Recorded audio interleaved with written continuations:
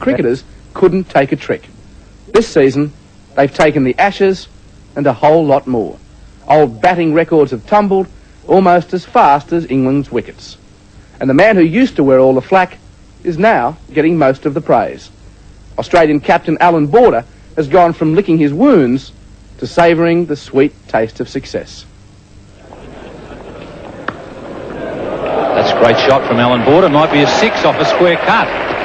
No one expected anything like this. Got him! That's the one they were after. Straight through. The Aussies were a bolt from the blue. Magnificent partnership. We want the rain. England needed a miracle from above. We want the rain. He's got it. Instead, they got hell from down under. And well taken by Border. Yeah, it's been sensational. It's something that I've wanted to achieve, obviously, over the last few years in particular. And, we've done it in grand style. Did you think it would be this grand? No, you don't envisage victories like this. I mean, they just don't happen. They certainly don't. And that's been Allan Border's big problem. Until now. Border has become the toast of Australian cricket. But that toast, half expected to be burnt. If we'd lost this series, I would have sat back and thought, well, it's time that someone else had a go. But you haven't, and you don't have to worry about that. That's right. Come on, Aussie, come on, come on. Not only did they win the Ashes, but they did it so early in the series, the beer and champagne hardly had time to chill. What a triumph for a backyard battler. As a kid, that's him on the right, he literally smashed his way to success. Lots of broken neighbours' windows? Yeah, I think Dad had to take an insurance policy out on next door's windows. We used to get in all sorts of strife, get banned for life and all this sort of thing from playing in the backyard, but 24 hours later we're back out there doing the same thing. Banned for life at 13? Yeah, that's right, yeah. I'm elated at my selection in the Australian side. It's made the last 2.5 years playing non-stop cricket all worthwhile. 1978, and Allan gets his first call from the Australian selectors. And that's in the air. That's close to a 6. First bounce into the fence, forward of square. 6 years later, he's captain. A captain who has trouble winning. After a disastrous series against New Zealand, Allan spat the dummy.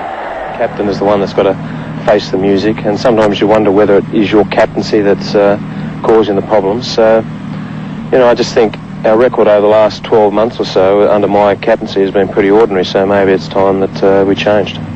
I think the public resignation threat shouldn't have happened. I should have had it out with the players in a closed sort of situation, but it was just particularly frustrating time, and it just sort of came out in a press conference without, really thinking about the consequences. One man can only take so much, I suppose, without letting it go somewhere.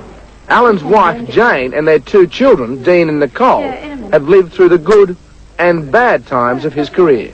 How low do you think he got? Well, about as low as he can get, I think. To the point of asking himself, is it worth it? Does he really want to do this? Jane, there must be times when you really resent cricket.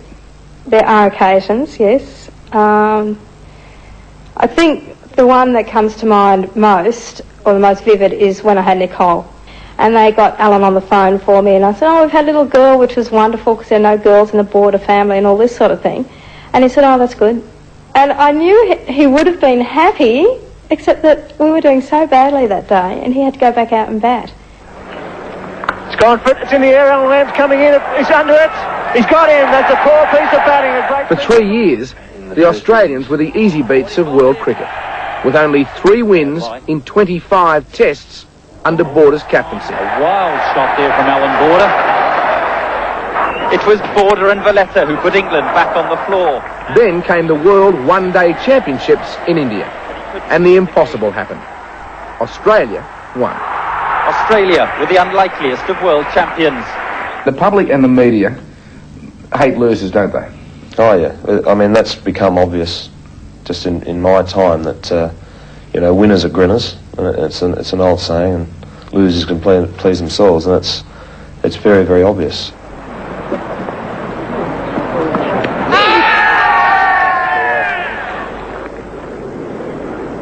No one was more surprised or embarrassed by Australia winning the Ashes this year than the British press. Allan Lee from the Times thundered that it was the worst Australian team ever. Well, I think I was probably quoting someone else there. It was an article written on May the 1st where you actually said that it's the worst Australian team ever to come to England. You couldn't have been more wrong. I certainly don't recall saying that myself, and... Yes, you did. You said that. It was widely said at the time, on precious little evidence, I suppose. I think you could probably now say that this is one of the worst England teams. Given out by umpire holder. Jeff Lawson has picked up the England captain. Well, there's not much more to lose, is there? I mean, I suppose the worst could happen is we could lose another Test match. England captain David Gower, a reluctant member of the Allan Border fan club. He's had a great summer. Well, there's no doubt about that. He's received this summer all the plaudits that probably make up the last 4 or 5 years of brickbats that he's had to endure at home and abroad, trying to get this Australian side into shape.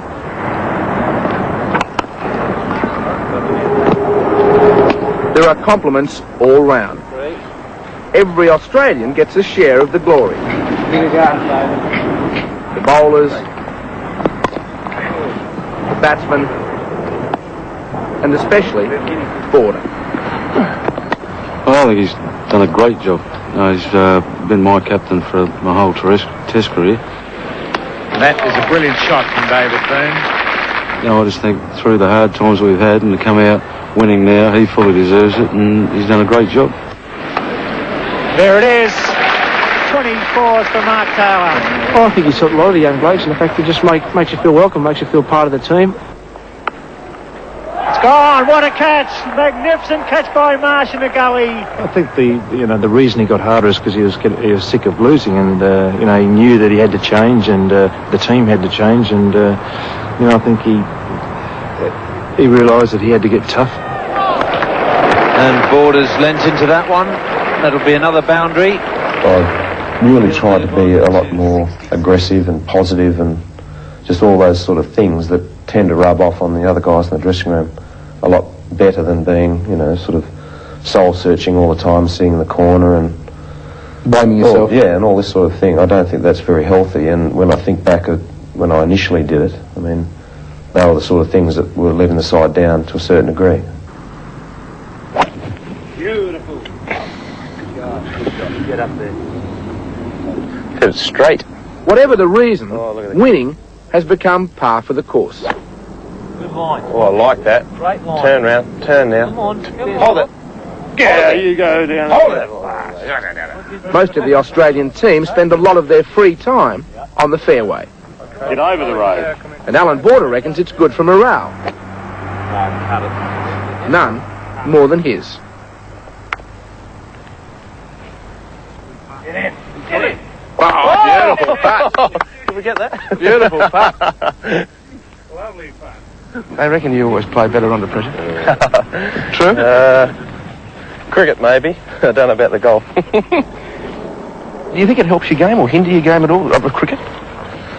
I think cricket stuffs up my golf. Does it? Yeah. For the record, Allan Border's handicap is 12.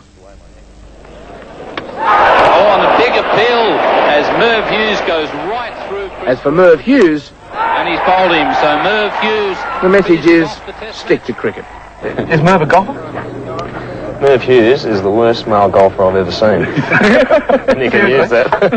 I'm glad he's not. Is he that bad, is he? He's a shocker. But of course they didn't go to England to play golf. Where it counted, on the cricket field, they won. And later, sank a few too many. I must admit the boys have celebrated very well, and had a few bad heads walking out onto the ground the day after the Test match. And the captain nowhere to be seen? Nowhere to see, in his bed. Rolled up for lunch and then a game of golf. Have there been a few good parties over the past 4 months? Tremendous parties. Any you can talk about? There's not a lot we can say about it. I think it's just been fantastic. Yeah? Allan deserves it, and the team deserve it. They've worked hard towards this goal, and they've got their just rewards. Long time coming? A very long time coming, yes. But back in Brisbane, Jane and the kids can only watch the fun on television. As Australia marched towards its most famous cricketing win in years last night. These days, Border spends 8 months a year away from home. My wife's been very understanding, obviously, with the amount of time I do spend training, practicing, playing and then travelling. You need a very understanding person to sort of back you up, and I'm very lucky with Jane.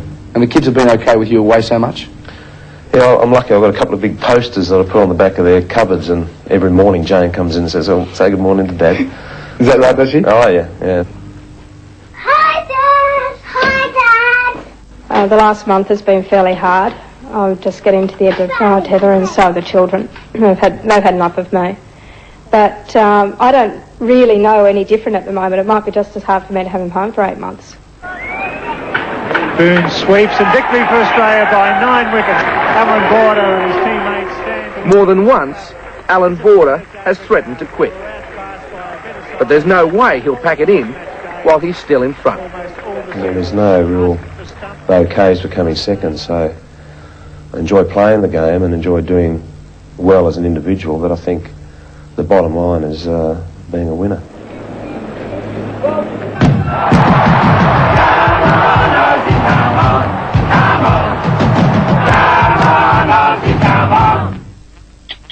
Australia has scored a second victory in its two-match competition against the Netherlands. The home side posted 8 for 154 on a matting wicket in The Hague.